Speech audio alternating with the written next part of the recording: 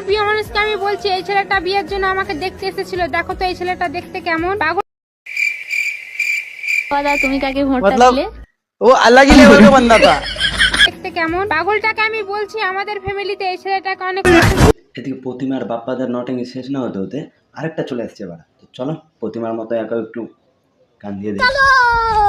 আমার উপরে রাগ করে বলছে তুই আমাকে ভুলেও কল করিস না। আমার প্রিয় মানুষ আমাকে এক থাপ্পড় মেরে কেবল তোমাকে এক থাপড় মারেছ আর পিছন পিছন দাও তোমার ঘাটটা।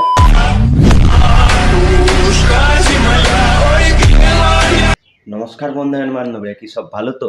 তা আজকে রোস্ট করবো প্রতিমার মতো একটা ব্লগারের। তো চলো প্রতিমাকে যেমন দিয়েছি একেও একটু দিয়ে দিই। তাকে আমি বললাম আমার কাছে পয়সা নাই, তাই বলে আমাকে পার্সেলটা গিফট করলো। কি পার্সেলওয়ালা তোমাকে পার্সেল গিফট করলো? আমার বাড়ির পাশের লোক আমাকে একটা বিড়ি দিতে যায়।